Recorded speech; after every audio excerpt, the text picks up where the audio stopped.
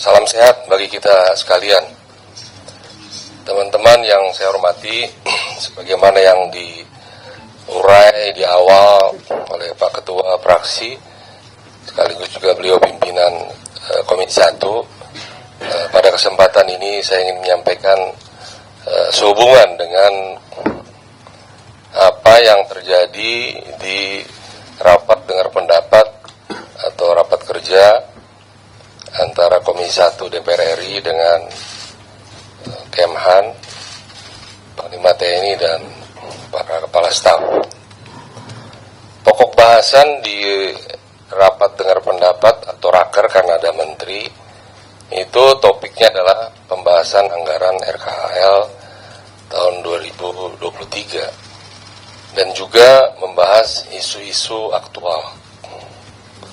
Nah, dalam kesempatan rapat itu kemudian oleh pimpinan disampaikan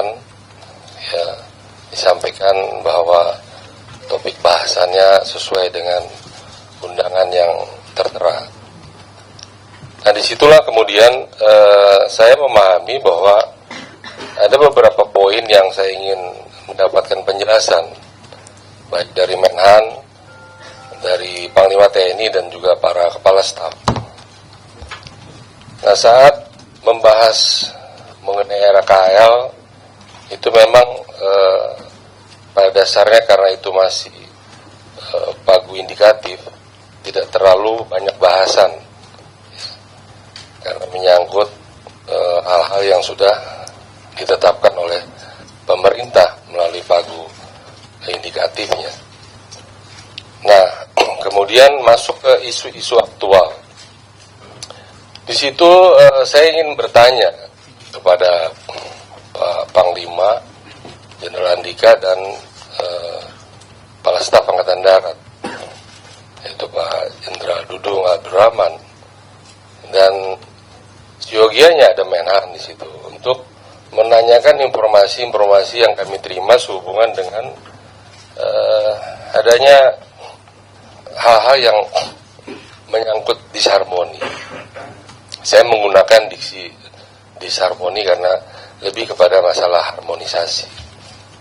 Nah, itu soal leadership dan seterusnya yang menyangkut keberadaan dari TNI itu sendiri. Jadi TNI secara keseluruhan dan juga TNI dengan TNI Angkatan Darat. Tapi pada kesempatan itu memang Pak Kasat tidak hadir, dan oleh teman-teman itu ditanyakan, dikritisi dan seterusnya.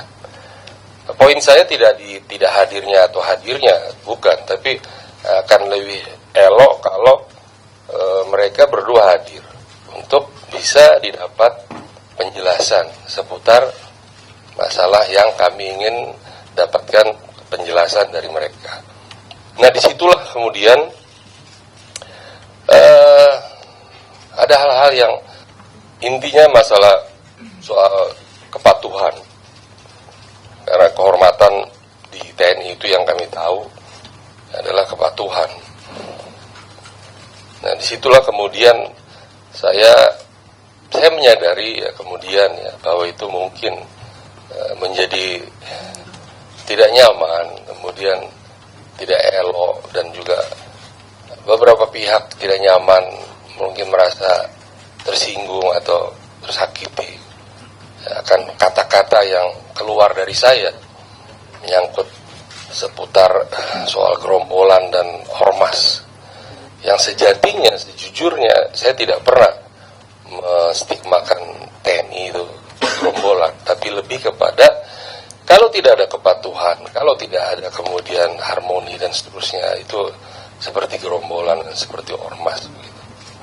Nah, itulah kalau Bapak Ibu saudara-saudara sekalian bisa melihat rekaman utuhnya, itulah poin yang ingin saya ulangkan, saya sampaikan di forum ini.